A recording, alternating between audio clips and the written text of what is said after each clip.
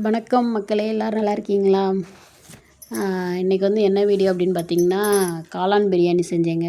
காளான் பிரியாணி வந்து பார்த்திங்கன்னா, வெங்காயம், தக்காளி, காளான், அப்புறம் இஞ்சி பூண்டு எல்லாம் தட்டி வச்சுருந்தேன். காளானை வந்து பச்சை தண்ணி ஊற்றி நல்லா கழுவி சுத்தம் பண்ணி வச்சுருந்தேங்க. அதுதான் போட்டு வெங்காயத்தை வதக்கினேன். பல்லாரி வெங்காயம் போட்டு வதக்கியாச்சு. அதுக்கடுத்து பார்த்திங்கன்னா தக்காளி போட்டு வதக்கினேன். அதுக்கு பிறகு இஞ்சி பூண்டு போட்டு வதக்கிட்டு அதுக்கு பிறகு தான் காளான் வந்து வதக்கினேன். காளான் வதக்கும்போது பார்த்திங்கன்னா காளான்லேருந்து வந்து தண்ணி வந்து வெளியேறும். அதனால் பார்த்திங்கன்னா நல்லா சுருளை வதக்கிட்டு அதுக்கு பிறகு தான் பார்த்திங்கன்னா நம்ம வந்து மசால் வந்து சேர்க்கணும்.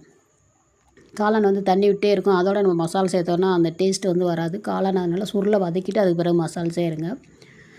அதுக்கு பிறகு பார்த்திங்கன்னா அளவு தண்ணி ஊற்றணுங்க. அளவு தண்ணியுமே நம்ம வந்து என்ன செய்யணும்னு பார்த்திங்கன்னா, சில பேருக்கெல்லாம் பிரியாணி நம்ம வீட்டில் இருந்து செஞ்சு சாப்பிடும்போது வந்து ஒரு மாதிரி நெஞ்செரிச்சல் வந்து உண்டாகும்.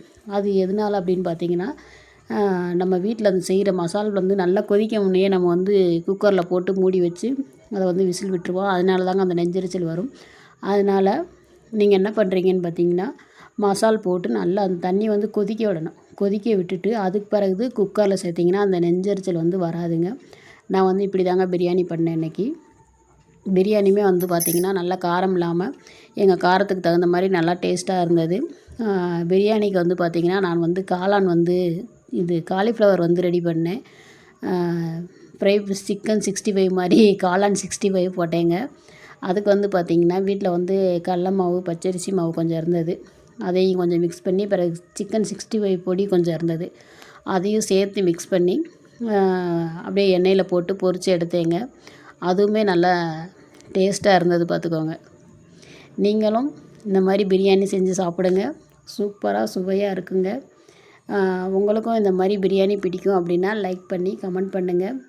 ஓகே உறவுகளே, நம்ம வீடியோ பார்க்குற உறவுகள் அனைவருக்கும் ரொம்ப நன்றி. என் வீடியோவுக்கு லைக் பண்ணி சப்போர்ட் பண்ணுங்கள். உங்களுக்கும் காலிஃப்ளவர் 65 பிடிக்கும் அப்படின்னா மறக்காமல் நம்ம சேனலை சப்ஸ்கிரைப் பண்ணி லைக் பண்ணி வச்சுக்கோங்க. ஓகே உறவுகளே, ஓகே பாய்.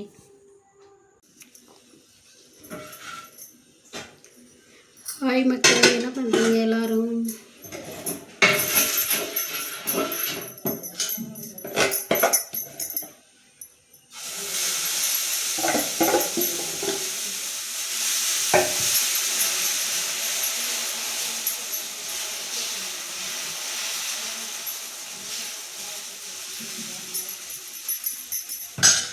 நான் பார்த்தீங்கன்னா சாப்பிட்றதுக்கு தோசை ஊற்றிட்டுருக்கேங்க. எங்கள் வீட்டுக்காரருக்கு, பையனுக்கு எல்லாத்துக்கும் சாப்பாடு செஞ்சு கொடுத்துட்டு எனக்கு வந்து பார்த்திங்கன்னா தோசை ஊற்றிக்கிட்டு இருக்கேன்.